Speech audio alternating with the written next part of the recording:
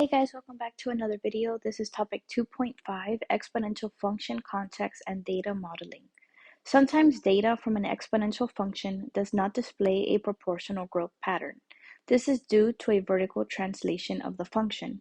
However, if we can add or subtract a constant from the output values y to reveal a proportional growth pattern, then the initial function was also exponential. Now, we've seen this concept before back in topic 2.3. These are the notes from 2.3. This was the very last example of the notes where we were asked to determine if the table F could be linear, quadratic, exponential, or none. So we talked about for the table to be linear, you would see a constant first difference. And for the table to be quadratic, we would see a constant second difference. However, when we did that, neither of those statements were true. And then we went on to see if it was exponential by seeing if we can find the common ratio. But because these numbers are all odd numbers and prime numbers, it wasn't really working out for us. But then I let you know that if you do the first differences, which we did here, 2, 4, 8, 6, and if you can show that there's a proportional growth pattern from the first differences, then that means that the initial function was also exponential, and that occurred because the graph was shifted up or down.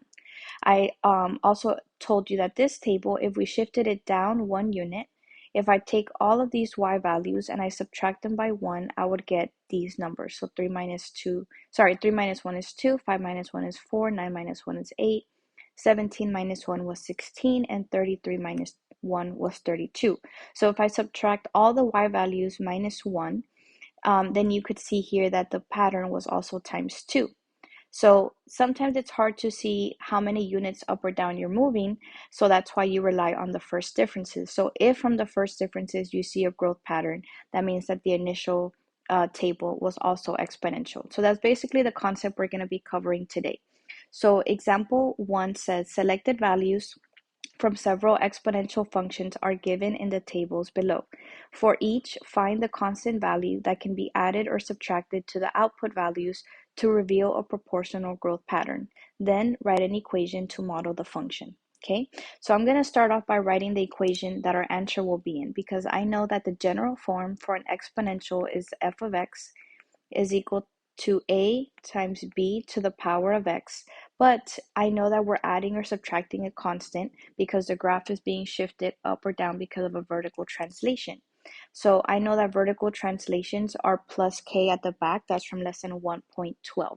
Okay, so this is what we're trying to figure out. So in order to do that, I'm going to need to use some of these points. The first thing I need to do is make sure that my changes in x are constant. Okay, so I see here these are all being added by 1, so I'm good to go on that end. The next thing I'm going to do is my first differences.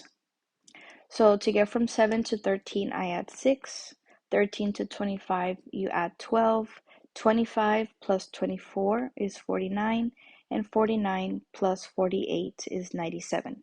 Okay, now from these first differences, I'm going to see if I can get a proportional pattern. So to get from 6 to 12, I can multiply 2. 12 times 2 is 24, and 24 times 2 is 48. So what we have discovered now is that the base is equal to 2. Okay, so this base here is 2.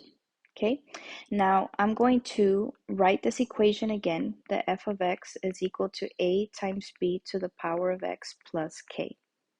Now I have 5 different points to pick, but I'm going to pick the top 2 because it makes the math easier. I'm going to start off by plugging in 0. Okay, so I'm going to put f of 0 is equal to a times b to the power of x, where x is now 0 because I'm plugging in 0. Okay, so again, these two x values, I have plugged in 0 because I'm going to use this first point to help me figure out my equation. F of 0 is 7 because when x is 0, y is 7. I don't know a, but I know that b is 2. Okay, and I also don't know k. Now anything to the power of 0 is 1, so this just becomes a times 1 plus k. A times 1 is just a. Now, I ran into an issue because I have 2 unknown variables. I don't know a and I don't know k. So what I need to do is a system of two equations, which is a method you were taught in Algebra 2. So what you do is just solve for one of the variables first, and then we're going to create a second system. On this step, I want to solve for k first. So I'm going to subtract a on both sides so that these cancel out. And now I have that k is equal to 7 minus a. Okay, now I'm going to come back to this. I can't finish this in this step. So what I'm going to do is write my formula again. But this time I'm going to plug in 1.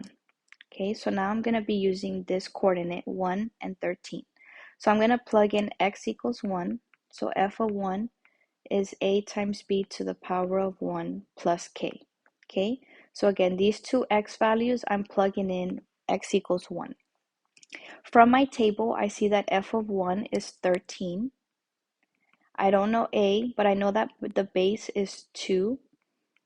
And instead of k, I found in the last step that k is 7 minus 8. So instead of writing k again, I'm going to write 7 minus a. Okay. Now I'm going to simplify. So we have a, 2 to the power of 1 is just 2. And if I multiply a times 2, I get 2a. Okay. Now we need to combine like terms. My like terms are 2a minus a. 2a, and there's an imaginary 1 here. So all you need to do is 2 minus 1. And 2 minus 1 is 1a, or just a. And then plus 7. So now I can solve for a, which is 6 when you subtract 7. Okay, so 13 minus 7 again is 6. So a is 6. Okay, so now that we have done this, I can go back and plug this a into my previous step. So I would have k is 7 minus 6, and now I know that k is equal to 1. So now my final answer would be f of x is equal to 6 times 2 to the power of x plus 1.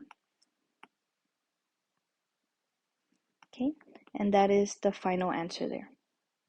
Let's do another one. I'm going to just draw a line through here to stay organized. Now on table B, I'm going to start again by making sure that my x values are changing at a constant rate. And here they are all being added by 1. So now I can proceed to find the changes in y. So to go from 2 to 10, I have to add 8. 10 plus 24 gives me 34. 34 plus 72 gives me 106. And 106 plus 216 gives me 322. Okay, so now I just have to see what the proportional pattern is, and I see that I can multiply these by 3. 8 times 3 is 24, times 3 is 72, and times 3 is 216. So I know now that my base is equal to 3. Now I'm going to repeat the process of writing the equation, which is now instead of f, this table is g. So g of x is a times b to the power of x plus k. I'm going to plug in 0 in place of x, okay? So again, I'm plugging in the first coordinate, which is 0, 2. So in these two x values, I am now plugging in 0. G of 0 is 2 because that is the y value when x equals 0. And I don't know a, but I know the base is 3. And anything to the power of 0 is 1. And a times 1 is a. Now remember, I cannot solve for two unknown variables, so I'm going to subtract a so that I can see what k is. So k is going to be 2 minus a. Now at this step, I can't keep going, so I'm going to create my second system. I'm going to write the formula first. And this time, I'm going to plug in x equals 1. Okay, so in place of x, I'm plugging in 1. And when I go to the table, I see that when x is 1, y is 10. So we have 10 is equal to a. The base was 3 to the power of 1. And then instead of k, I'm going to plug in 2 minus a from the previous step. Okay, now I'm going to simplify. 3 to the power of 1 is just 3, and a times 3 is 3a. Okay, now I need to combine my like terms, which are 3a minus a. Now remember, in front of that a, there is an imaginary 1. So all you need to do is 3 minus 1, which is 2a plus 2. Subtract 2 on both sides, and you get 8 is equal to 2a, and the last step will be to divide by 2, and finally we get that a is 4. That value, I'm going to plug it where I left off in the previous step. So we have 2 minus 4, so we get k is equal to negative 2. So my final answer will be g of x is 4 times 3 to the power of x minus 2. Okay, let's do one more.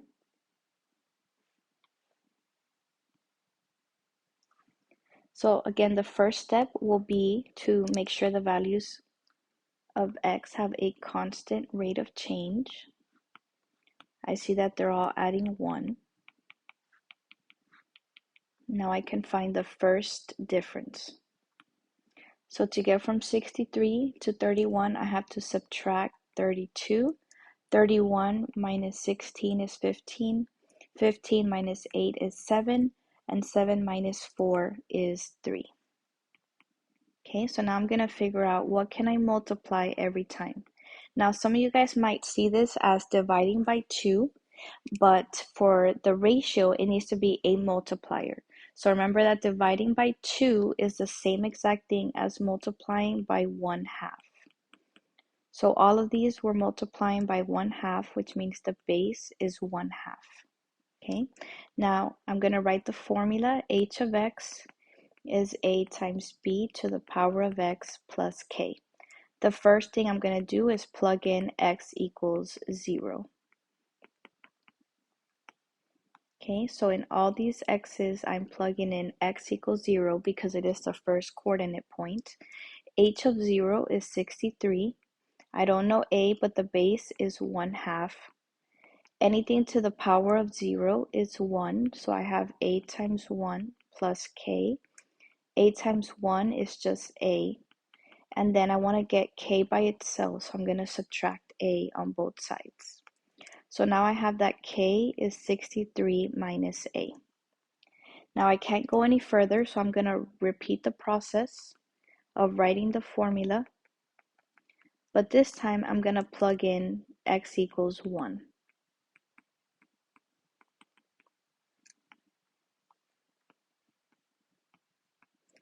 And when I look at my table, when x is 1, the y value is 31. So h of 1 is 31, where the base is 1/2. And then instead of k, I'm going to plug in 63 minus a. Okay, so this is from the previous step. Now, 1/2 to the power of 1 is just going to be 1/2. And a times 1/2 is 1/2 a. At this step, I have to combine like terms, which are 1/2 a minus a, where a has a coefficient of 1. Okay, so all you need to do is 1/2 minus 1, which is negative 1/2. Here you're going to subtract 63. 31 minus 63 is negative 32. Now, you could divide by negative 1/2, but an easier way would be to multiply both sides by the reciprocal. The reciprocal of negative 1/2 is negative 2 over 1. So you just flip the fraction around, okay? And negative 2 over 1 is just negative 2. So I'm just going to multiply negative 2 on both sides. These two are going to cancel out. And negative 2 times negative 32 makes a positive 64. So A is positive 64, which I'm going to then go back and plug over here. So K is 63 minus 64. So K is negative 1. So my final answer will be h of x is 64 times 1/2 to the power of x minus 1.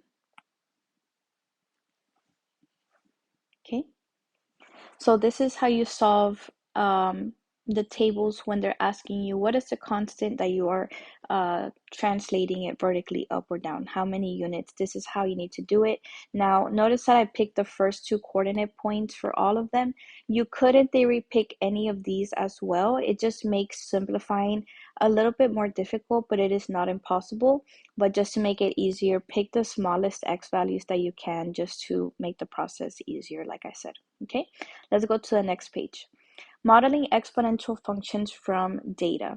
An exponential model can be constructed if we are given either the common ratio and the initial value, or two input-output pairs, and then we can find the initial value and the base / the common ratio with these two pairs. So we know that the letter for the common ratio is just B, which is your base, and the initial value is always the letter A.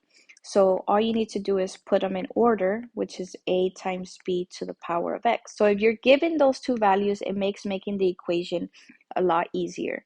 But if you're given two input-output pairs, which here, like in the first page, we were given 5 different input-output pairs, but we used 2 input-output pairs, and then we were able to construct our own equation. Or you can also use 2 input-output pairs and use the calculator to create a regression model for you, okay? And then the input-output, remember input is x and output is y, so you're just looking for 2 x and y pairs. Okay, so example 2 says, for 0 to 30 minutes, the number of fans inside a large sports stadium can be modeled by the exponential function f of t is equal to a times b to the power of t, where f represents the number of fans inside the stadium t minutes after the doors open. There are 47 people in the stadium 2 minutes after the doors open, and there are 2,602 fans inside the stadium 20 minutes after the doors open. Use the given data to write two equations that can be used to find the values for constants a and b in the expression for f of t. So when you're given a word problem, it is important that you highlight or underline anything that sounds important, okay? So I'm going to first underline that this is an exponential function, and they gave me the equation f of t is a times b to the power of t.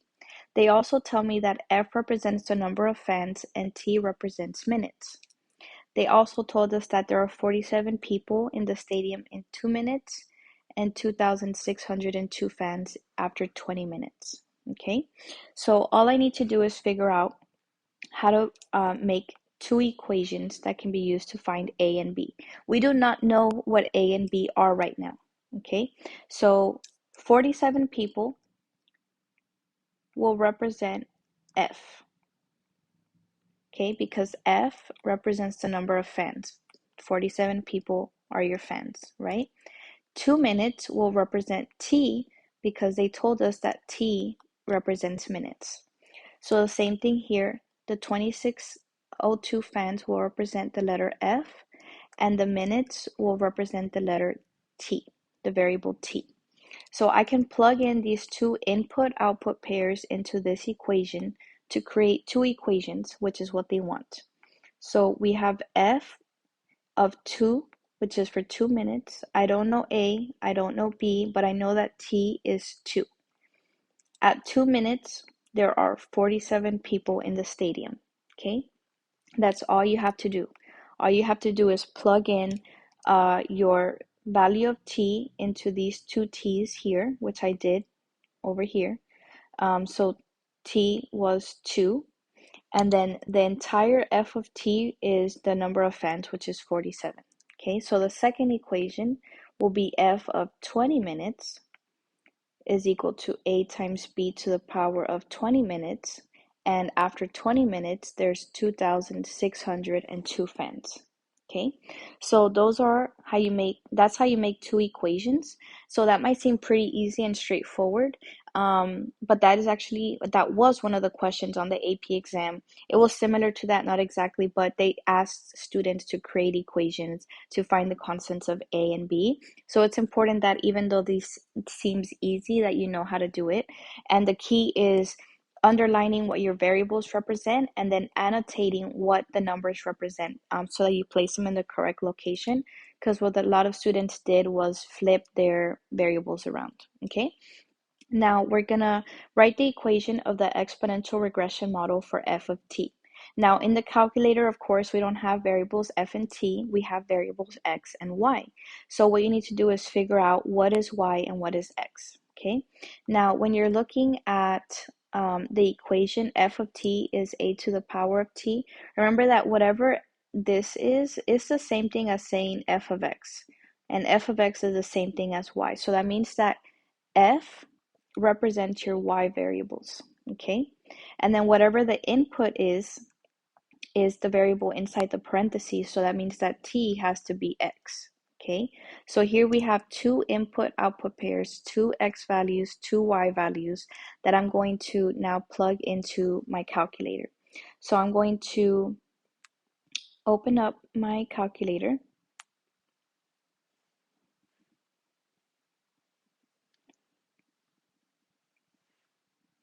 and I'm going to add a list and a spreadsheet.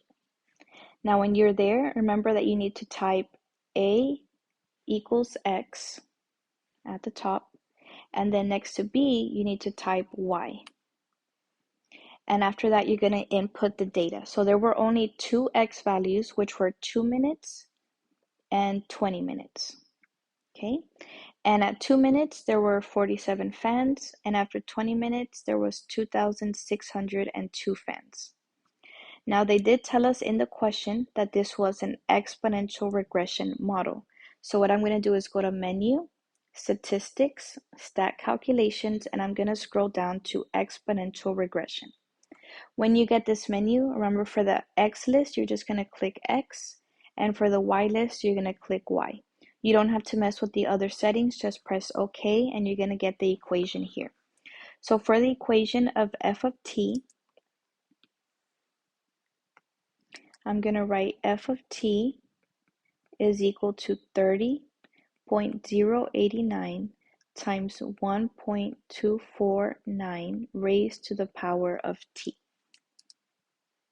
Okay.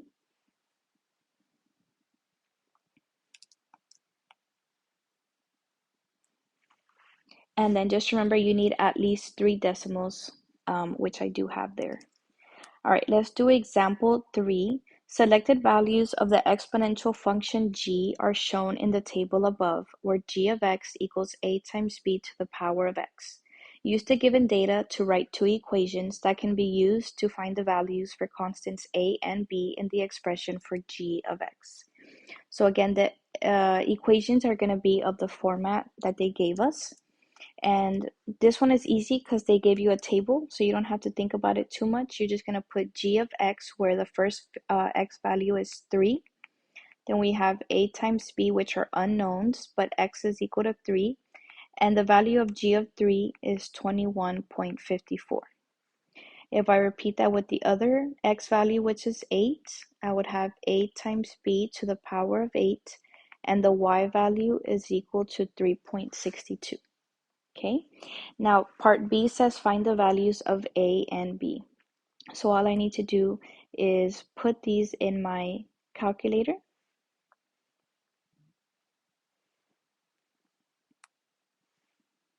Again, I'm going to add a list and a spreadsheet. I'm going to type X next to the letter A, and next to the letter B, I'm going to type Y. Then I'm going to input the two X variables, which were 3 and 8, and the two Y values, which were 21.54 and 3.62.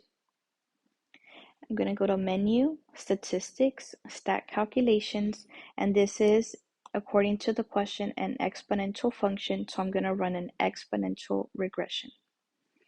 I'm going to click X and Y, and then just press OK.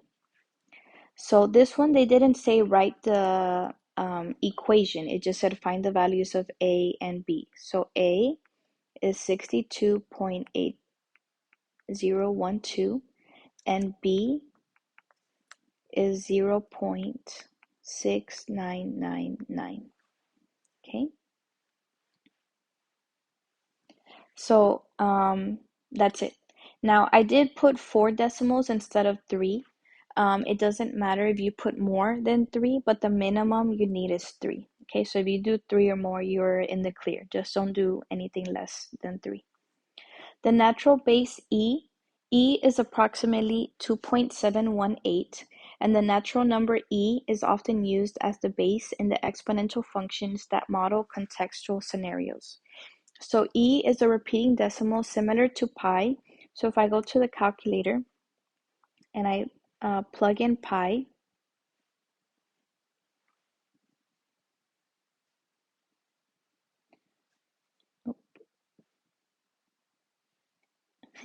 I don't know how to work this one like I know how to work the ones in the at school. Sorry. I don't know how to do it on here, but pi we know is about 3.14. And for the value of E, if you find E in the calculator and you press, okay, this one is not working like the ones at school, but if in the calculators at school, if you press pi, it'll give you 3.14, and if you press E, you'll get 2.718. So pi and E are similar in that they both represent repeating decimals, but do not confuse E with a variable. E is not something you're going to plug in anything into, okay? It's not like X where you plug values into X. E is just always going to represent 2.718. Okay, let's move on to example 4. The number of bacteria B in a particular culture can be modeled by the exponential function B of t is equal to 17 times e to the power of 0.31 t, where t is measured in hours. Let A of t equal A times B to the power of t be an equivalent expression for B of t. Find the value of A. Okay, so right now I have this A, which they want me to find the value of A. Now, in the general form of an exponential, I know that A always represents the initial value. I know that the initial value is also the y-intercept. And I know that every y-intercept has a 0 for the x value. So y-intercepts always have x equals 0. Okay, now in this question, we don't have x, we have t. T is measured in hours, okay? So instead of x equals 0, here we're going to have t equals 0. But it's the same variable. It's the input value. The input has to be 0, whether it's x or whether it's t. In order to get the y-intercept, I'm going to have to plug in 0, okay? So they told me that a of t is an equivalent expression for B of t. So if they're equivalent, I can say that they are equal to each other. Okay? Now, in order to find the value of A, I know that t has to be 0. So I'm going to plug in 0. Now, I don't know anything about A of t, but I know that the equation for B of t was given to me. So I can do 17 times e to the power of 0.31, and I can plug in 0. So again, in all of these t's, I'm plugging in 0 because in order to find the initial value, I know that x or t, whichever variable the question is, in this question it is t has to be 0. So if I plug in 0, I'm going to get the value of a. Okay, now you have to simplify the exponents first, so 0.31 times 0 is just 0. And anything to the power of 0 is 1, and 17 times 1 is 17. So the initial value A is equal to 17. So that means that there were 17 bacteria initially in the culture. Okay, so now let's look back at the variables. So we know that bacteria is the letter B, T is measured in hours, and the next question wants us to find the average rate of change of B of T over the interval from t equals 1 to t equals 7 hours. The average rate of change formula, we learned it back in lesson 1.2 or 1.3, I don't remember, but the formula was y sub 2 minus y sub 1 divided by x sub 2 minus x sub 1. Now remember, in this question, we don't have the variable x, we have the variable t, and we have the variable b for bacteria. So these two t values are t sub 1 and t sub 2, which are going to represent my x. Okay, so right now, all I have is the denominator, which is 7 minus 1. Now I need to find y sub 1 and y sub 2. To find y sub 1, all I need to do is plug in to the equation the x1 or t1, which is b of 1. And to find y sub 2, I just need to plug in t sub 2, which is 7.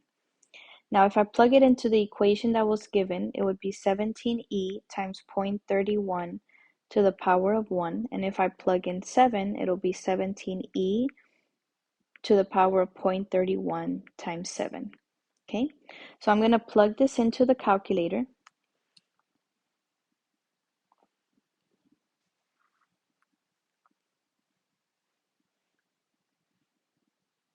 So we have 17e to the power of 0.31 times 1, which is 23.1782, and then 17e to the power of 0.31 times 7, which is 148.891, okay?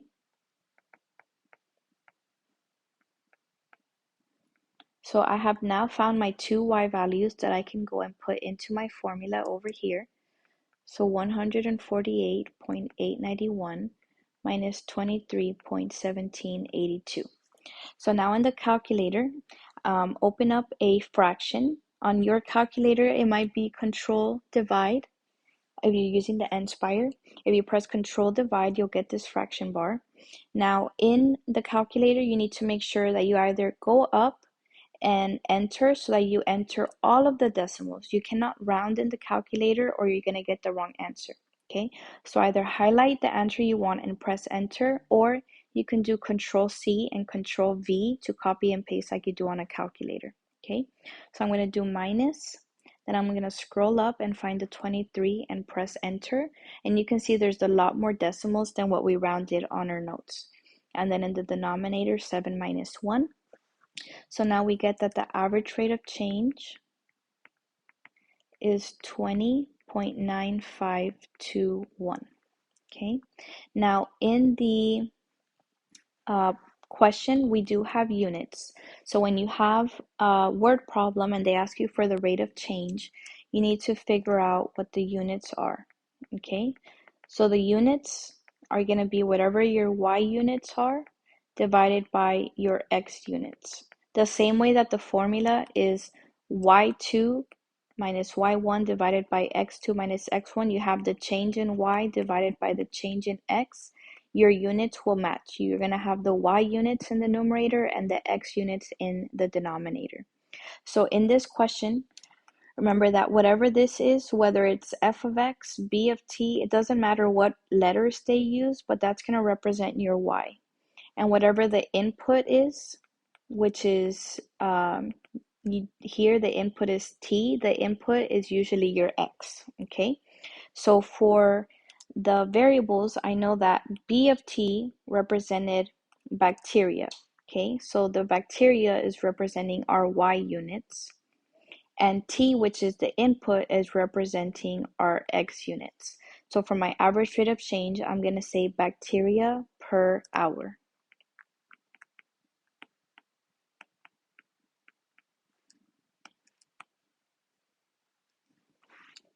Okay, let's go to the next question. Find the number of bacteria B predicted by the model after 15 hours. So this is telling me that T is equal to 15.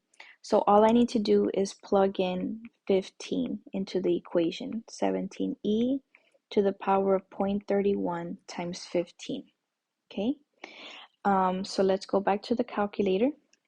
And I'm going to do 17e times 0.31 times 15, and we get 1,777.94. Now, sometimes the calculator is going to round when you do not want it to. So all you need to do is press up to highlight the answer in blue and then press enter.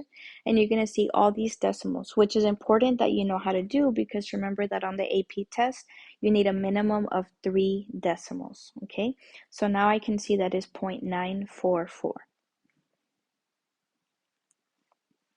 So B of 15 is equal to 1,777.944. Now, this was a free response question, so I can say the number of bacteria B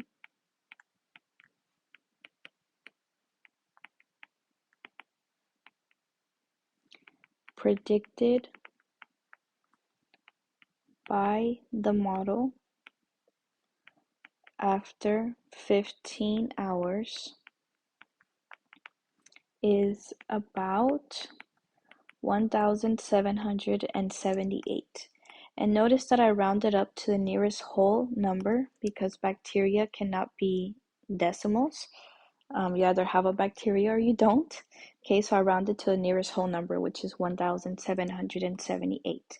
And anytime you round, you have to say the word about or approximately or around. So anything that indicates that you rounded that number. Okay, here's the last question, example 5. After 50 deer were introduced to a large wooded area, the population of deer in the wooded area can be modeled by the exponential function d of t equals a times b to the power of t, where t represents the number of years since deer were first introduced to the wooded area. The population of deer increases by 13% each year. Find the values of a and b and use these values to write an expression for d of t. Okay, so remember that a represents always your initial value, and B represents your base. So we need to read the word problem and see if we can figure out what those values are. The first thing I see is that 50 deer were introduced to a large wooded area. I also know that this is an exponential function and they gave me the format for that. I know that T represents the number of years, and then the population increases by 13% each year. So 50 deer being introduced sounds to me like an initial value. So that means that A has to be equal to 50 deer. Now the base is the 13% each year, but it is important to note that anytime your rate is given as a percentage, you always start with the 100%. And then if it tells you that it is increasing, you're going to add the growth. And if it says you're decreasing, you're going to subtract the decay. Okay, so here I'm going to add 13%, which gives me 113%. Now into the equation, I cannot just plug in 113%. I need to convert it to a decimal. In order to do that, you grab the decimal that's in the back and move it to the left 2 places. So now the base will be 1.13.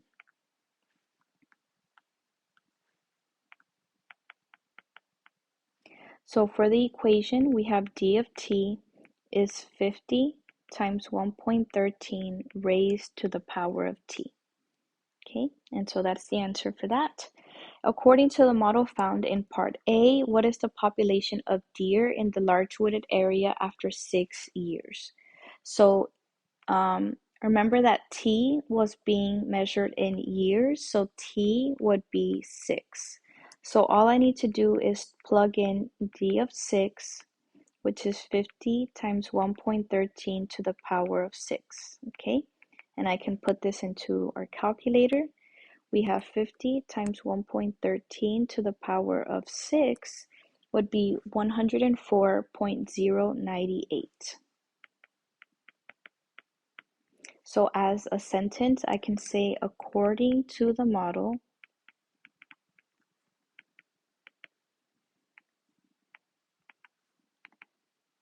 the population of deer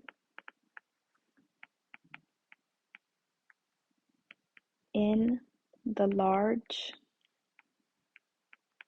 wooded area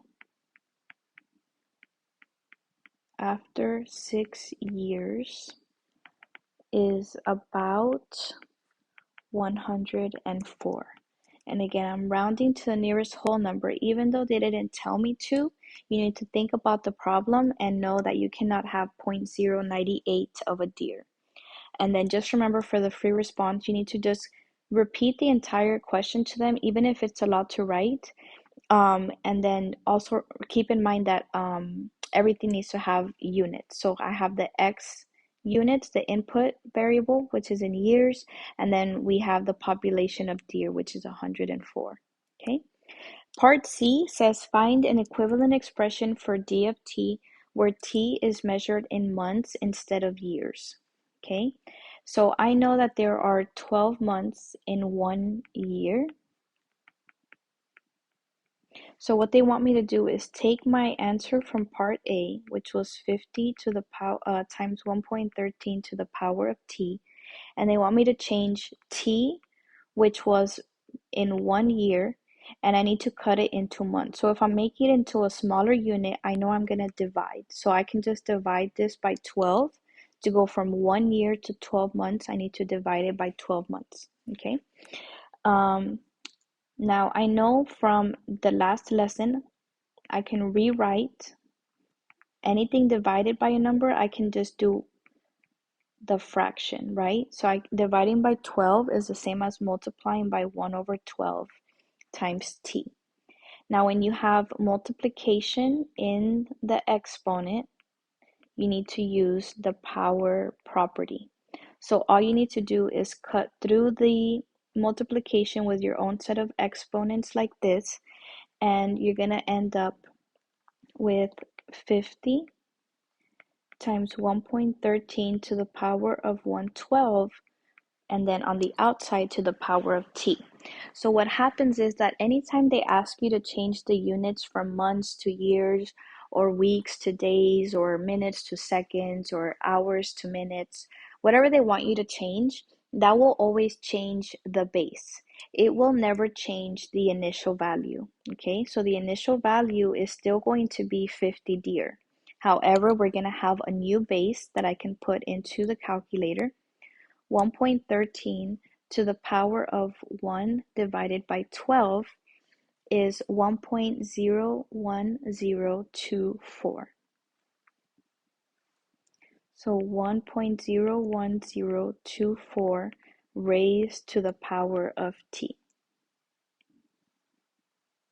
Okay, so again, the initial value doesn't change, but the base will change when you change whatever units that were in the original problem to whatever units they want in the new problem. And yeah, so that's it for this lesson. If you guys have any questions, let me know in the comments below, and I will see you in the next video. Thank you. Bye.